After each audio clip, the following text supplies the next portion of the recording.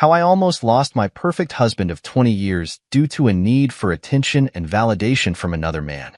I met my husband in 1999. I was 19. He was 24. It was at a summer camp his mother was running, and we both were camp counselors. It was lust at first sight. The moment I laid eyes on him, I knew it would eventually and rather quickly turn to love. But here was this bear of a young man. 6'4", 228 pounds, rock-solid physique, chiseled square jaw, played fullback in high school and college. He was the most gorgeous being I'd ever laid eyes on. We started dating not even a month after the camp ended, and by 2001, we were married. For the next nearly 2 decades, he did everything and gave me everything I could ever want. My husband has been the definition of provider and protector. He gave me a life where if I wanted to quit my job and be a stay-at-home mom for our 3 children, I could do so and we'd never miss a step.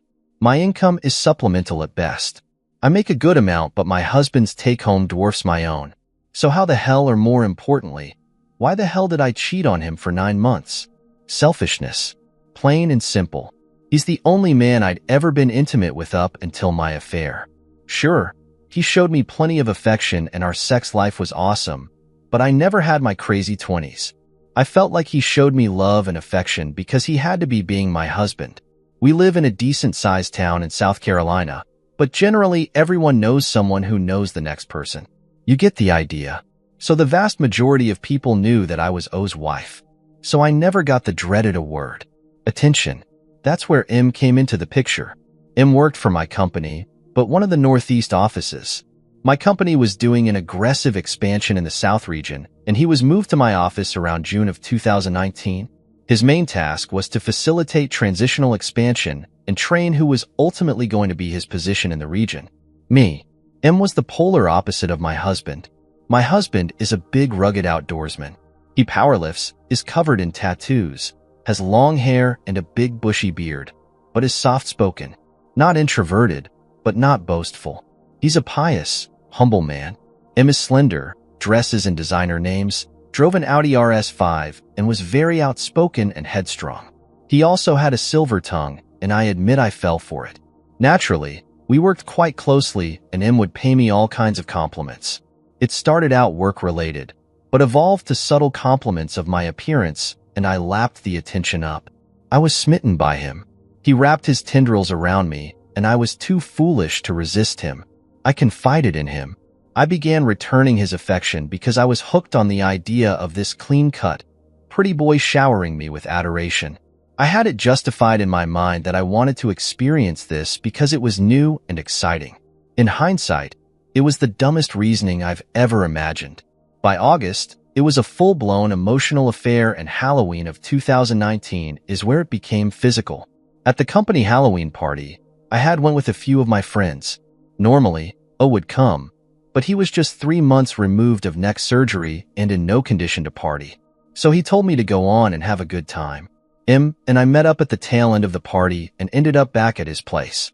I was fully aware of what was going to happen, and I went ahead with it, thinking only of myself and my own needs. I justified it in my head by saying, "This is my experience." My husband began to suspect things on Thanksgiving Day. At this point, the fog had completely engulfed me, and I was in contact with him as many times as I could. I'd started to pull away from my husband between October to then, especially since there hadn't been months since we'd been intimate. His surgery considerably hindered his movement. I had stepped outside on my parents' porch, and he followed me outside saying, "Whoever it is, tell them you're with your family." He'd gotten pretty annoyed with how much I was checking my phone and sending texts, and I'd lied to him telling him it was one of the younger girls on my team who'd recently broken up with her boyfriend and was going to be alone for the holidays. He presses me over his issue with it on the way home, and after we put the kids to bed, I snapped at him. So now, for the first time really in our entire marriage, there was a hint of resentment between us. And in hindsight, I'm disgusted with how I treated him. I must have been out of my freaking mind. Fast forward to May 2020, where everything went south. I was now working remotely due to COVID, and my husband was now back working, having been cleared by his doctor in March. Due to the fact that a lot of the guys at his work were furloughed, he had to pull 10 to 12-hour days sometimes, for days a week. The kids would do their homeschooling, then either go to their friend's house one street down or to my husband's parents' house. They're very close to their grandparents, both mine and O's. This would give me several hours in the house alone, and you guessed it, I invited him over. Happened several times over the spring. But that one day in late May is one I dread and will never soon forget. I never heard his truck pull up, never heard him enter the house or come up the stairs. O is a mountain of a man, so normally you know exactly where he is in the house by the sound of his footsteps. M and I were right smack in the middle of it when I noticed O standing in the doorway with his phone out. It's the single darkest, most embarrassing moment of my life. Even recalling it now makes me sick to my stomach and teary-eyed. I pushed him off of me and just stared at O. The only words that I could even muster out of my dumb mouth was, "I can explain." Cliché, right? O laughs at me maniacally and dresses me down before telling me to pack up your crap and get the F out of my house. He said it with such ferocity and finality that I knew there was no coming back. I've never heard that level of fury in his voice the 21 years I've known this man. He leaves and closes the door behind him, and the weight of what just happened flattens me. All I could do was fall to my knees and scream, and then starts yelling at me also. I really couldn't tell you what he said if I had tried. I was in a state of shock. He's screaming at me the whole time while I'm trying to gather whatever stuff I'd need in the immediate. M had put his stuff on and was adamant about not wanting to leave the bedroom alone because he was afraid my husband would cave in his skull. Remember, O is about 2 times the size of M. I open the door and M scurries out like a scared rodent. I try to approach O and he sternly says, "Don't you effing dare." Those words are burned into my mind. The pure rage in his eyes absolutely shook me to my core. I just wiped my face, picked up my bag and left. I looked around the house as I left thinking this was the last time I'd ever see it as it's his house. An inheritance from his grandfather who owned the land and built the house literally with his bare hands. By the time I reached the doorway, M was gone and the keys to my car were back in the house. I was no longer welcomed in. I've never felt more alone than that moment. I couldn't call my sisters or my parents as he grew up in a super southern conservative home. They'd completely disown me if they knew what I'd done, especially since they absolutely adored O. I have no brothers, so O was like the son my father never had. He'd especially be hurt by it. The only person I could call was my best friend Rin, who I've known since grade school. I called and explained to her everything. She offered to come pick me up, but I told her no. I'd find my own way to her place. The next 2 days were agonizing. I tried calling and texting O every chance I could between crying and getting dressed down by Rin for being a totally FF up. I tried calling his parents, but his father told me, "The kids are going to stay here a few days. You need to give O space. He'll reach out to you when he's ready," before hanging up on me. So that Minnow had told his parents what happened. I began to resign myself to the fact that I was about to become an ex-wife. There's no way I could come back from this. I just ruined a 20-year marriage and broke the heart of the only man I've ever loved because I needed to have a fling.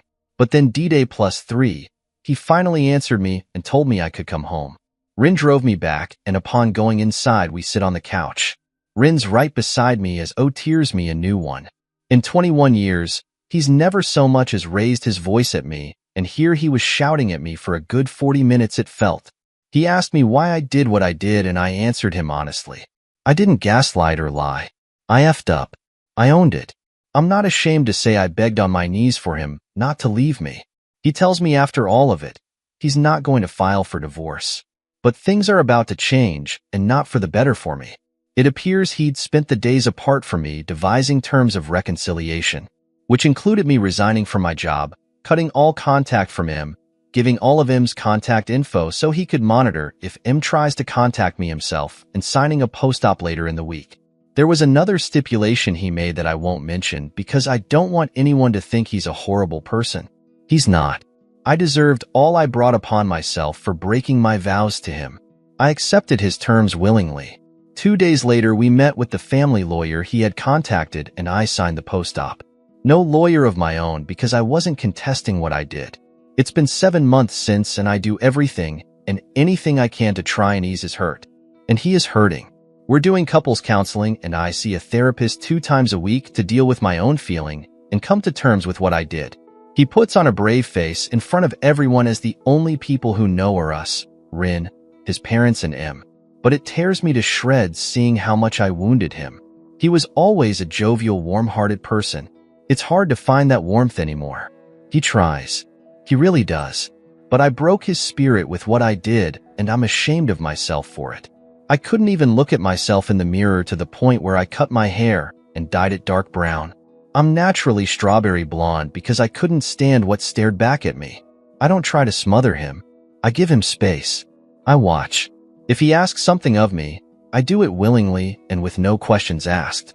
The most jarring aspect of all this, aside from the stipulation I don't want to mention, is the fact that he addresses me by my first name. For 20 years, I've been baby doll. Now I'm just B. That hurts in a way I didn't even anticipate it would. But I accept it. I deserve it.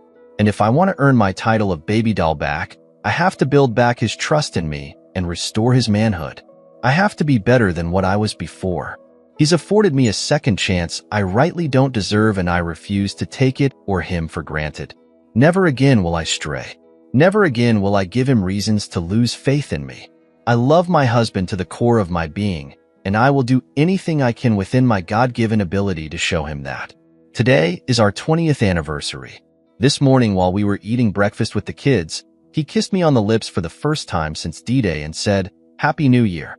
My heart melted and I had to excuse myself from the table to go into the guest bathroom and cry. I've never been more overcome with emotion at once in my life.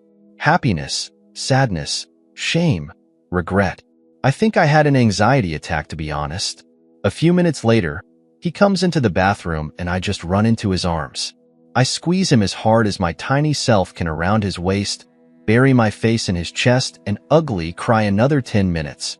He just stands there, his arms wrapped around me and hold me. I truly don't deserve this man. The beautiful, kind, warm-hearted, spirited, and just man. Even with how badly I hurt him, he takes care of me. I will never jeopardize losing him ever again. Here's a few edits. Suffice to say, I was not expecting this to get this level of attention. Wow. I'd like to make some clarifications that seem to have popped up in the comments. First, my husband has shared his side of the story on Reddit a while ago, and the story was picked up by a YouTuber and featured on his channel. If there are inconsistencies between his account and things of mine, it's because he chose to leave core details out, no doubt protecting me.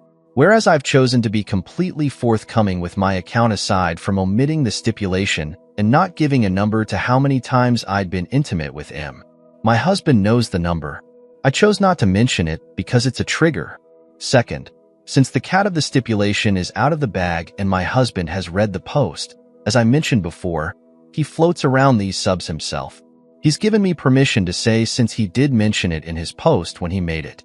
The stipulation in question is that he'd get to have intimate intercourse with other women, and I would never know who any of those women were. He did, however, tell me he had relations with 4 women, and one of them is someone we both know.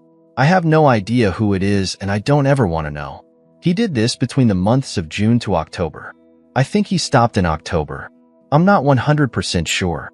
Third, one user suggested I should get my own lawyer and resign the post-nup. I don't have that right. This isn't about protecting myself. This is about trying to heal my husband and fix my broken marriage. I'm 100% fine with the post-nup agreement presented to me and plan to adhere to it till my dying day. Alright, let's see some top comments. ManPride02 says, cheating is bad, but the marital bed in his home is just beneath lying about paternity. You still could be an ex-wife because this is far from over. My cousin divorced his cheating wife 3 years after the fact. He did everything he could to try and hold it together, but he just couldn't. He told me something happened in him when he caught her cheating. The love just drained out of him, and he couldn't get it back. I myself have gone through this, and it is hard. Ultimately, I chose not to stay in the relationship. Did you ever consider a backup plan in case that happens? The OP comes back with, I have, and the idea that he could at any time decide, F it, I'm done, never leaves my mind. All I can do is try to rebuild him and show him he's loved and that I am eternally remorseful I broke his heart. Ultimately, it's his choice if he keeps me or sends me packing. I resigned myself to that fact a long time ago. 504mex said, such a sad story. The way you're portraying him, any stipulation or demand he asked in order to move forward is well-deserved. Hope you find the strength to follow through. Best wishes. Go, go, go. 9 of greed. True, but the problem isn't even a question of whether or not the husband is a bad person for demanding what he can infer to be a punitive stipulation. People are human, and our instincts to punish bad behavior are generally correct ones. But that's not the issue. The real problem is that this probably isn't a road to what necessitates a return to happy marriage. People in O's situation always think that a gauntlet of punitive measures and their significant others' performative acts of self-flagellation like Opie's taunter will pave the way to a return to their pre-compromised relationship. But it very rarely does. A more apt metaphor for it would be like scratching an infected wound. The only possible roadblock is forgiveness from the wronged party. And it's a difficult one not just for obvious reasons, but also because it seems incredibly wrong-headed and downright offensive for the onus to be placed on the wrong party to be the one to take action and compromise. After all, she's the one who cheated. Why should it be all on him to forgive her? What's clear from this post is that Opie is definitely not a mind reader. She thinks she's on the path out of the woods, when it's much more likely that she's just being led in a circle because it hurts O not to be around her. The problem is it also hurts O to be around her. Living with your cheating significant other can be the closest thing to psychological self-harm a person will ever experience. Thus, unbeknownst to her, they're in a holding pattern until he figures out what to do. Things could go either way, of course. Miracles do happen.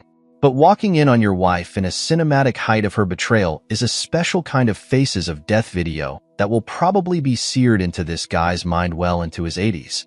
Opie replied back, "I'm committed to doing and being whatever he needs me to be. I'll win back his trust or I'll die trying."